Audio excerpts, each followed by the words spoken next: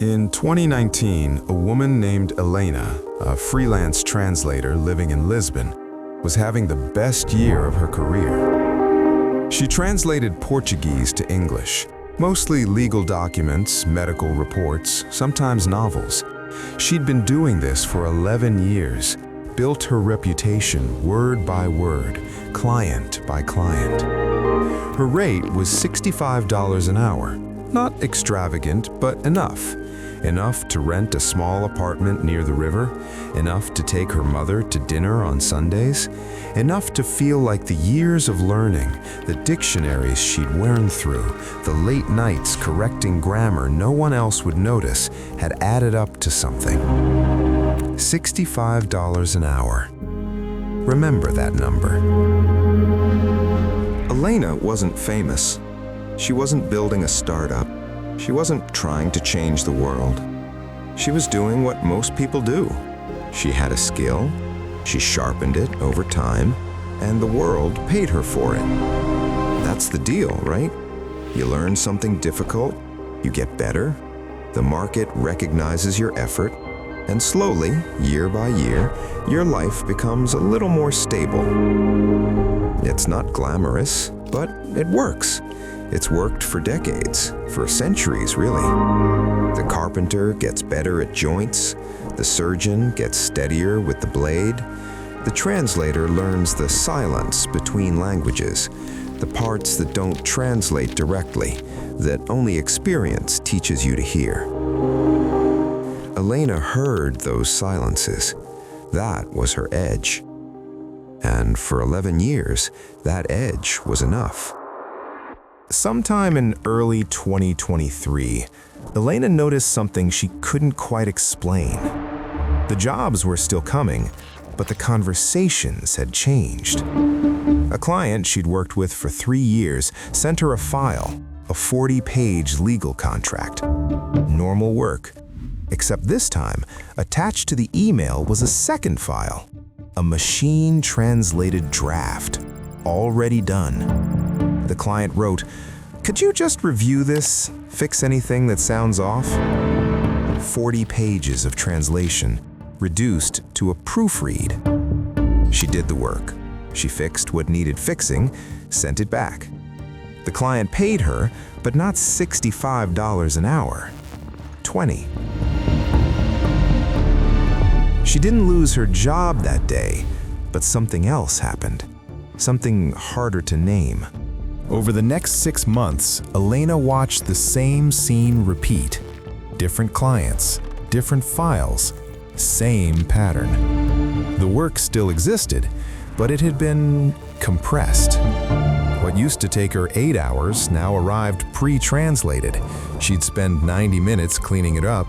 The quality was, she'd admit this honestly, about 70% there, sometimes 80. But 70% for free versus 100% for $65 an hour? Most clients didn't even hesitate. By the end of 2023, Elena's average rate had dropped to $22 an hour. Her workload had actually increased. She was handling more files than ever. But each file paid a fraction of what it used to. She was working more, earning less, and her 11 years of expertise?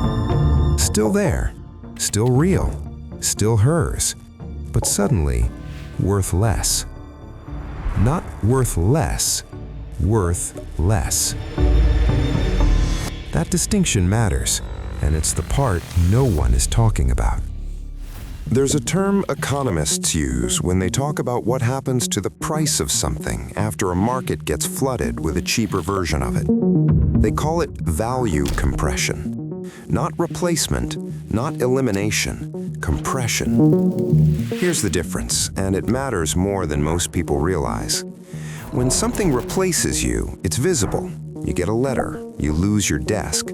There's a moment, however painful, where you know exactly what happened. But when your value gets compressed, nothing dramatic happens at all. You still work, you still get paid, your title doesn't change, your skills haven't disappeared. It's just that what the market is willing to pay for those skills quietly collapses. And that's what's happening right now, not to one person, not to one industry, to millions of people in thousands of professions, all at the same time, silently. In 2020, the average rate for a freelance graphic designer on major platforms was around $45 an hour.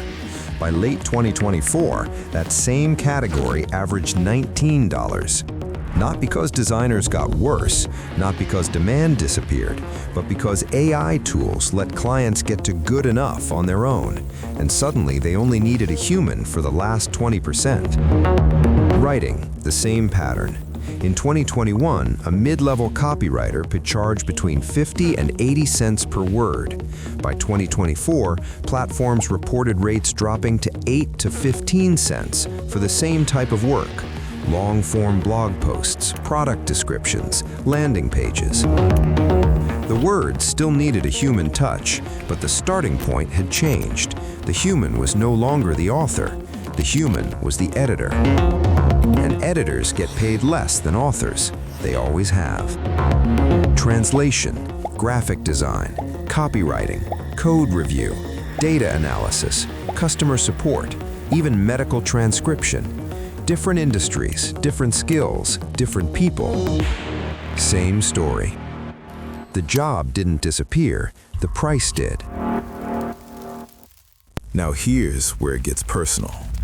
If you're watching this and thinking, well, that's freelancers, that's gig workers, that doesn't apply to me. I have a real job, a salary, a contract.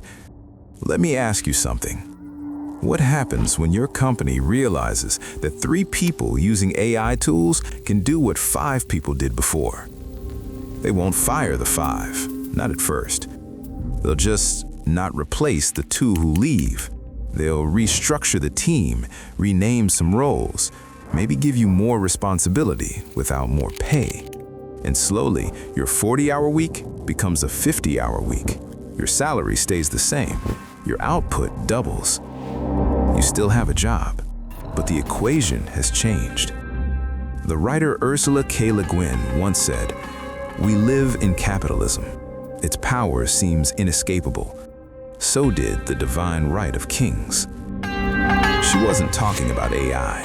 She was talking about systems that feel permanent until they aren't. And the system that said your effort would be rewarded proportionally, that system is bending.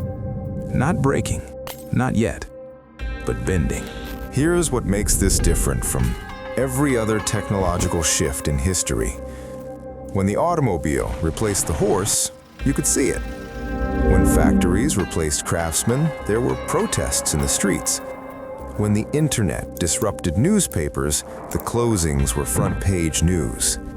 Those disruptions were loud. This one is quiet. No one is marching because their hourly rate dropped from 65 to 22. There's no protest sign for, "I still have a job, but it doesn't mean what it used to." There's no headline for, "Everything looks fine, but nothing adds up anymore." And that silence, that's the danger. Because when disruption is invisible, people blame themselves. Elena, the translator in Lisbon, told an interviewer something that stayed with me. She said, "I kept thinking I was doing something wrong, that maybe I wasn't marketing myself well enough, that maybe I needed to learn new tools, take more courses. I spent months trying to fix myself. And then one day I realized I wasn't broken, the price was." So here's the question this moment actually demands. Not, will AI take my job? That's the wrong question. It keeps you focused on the wrong threat. The real question is, if the market can get 70% of what I do for nearly free, what is my remaining 30% actually worth? That question is uncomfortable, but it's the only one that matters right now. Because in a world where AI handles the repeatable, the predictable, the pattern-based parts of your work, the only thing left with pricing power is the part that can't be compressed: judgment. context, taste, the ability to know when the technically correct answer is the wrong one. The things that don't scale, those are exactly the things that hold their value. Elena understood this, eventually. She stopped competing on volume, stopped trying to be faster than the machine. Instead, she specialized, took on only literary translation, novels, poetry, cultural work, the kind of translation where a single misplaced word changes the meaning of an entire paragraph. Her client list got smaller, but her rate came back. Not because the market changed, because she found the part of her work that couldn't be compressed. I want to be honest with you. This is not a video that ends with 5 easy steps. There's no hack, no shortcut, no app that fixes this. What's happening right now is a slow, structural repricing of human effort. And it will keep happening in more industries to more people over more years. But it's not hopeless. It's just different from what we were promised. We were promised that getting better at something would automatically make our lives better, that progress was a straight line, that the deal between effort and reward was permanent. It wasn't. And recognizing that, clearly, without panic, without denial, is not defeat. It's the beginning of navigating what comes next. The writer James Baldwin once wrote, "Not everything that is faced can be changed, but nothing can be changed until it is faced." This is the facing part. And if this felt familiar, if something in this story felt like your story, you should know, you're not falling behind. The ground moved. We'll keep talking about this. What still holds value when the old rules don't. What the new landscape actually looks like.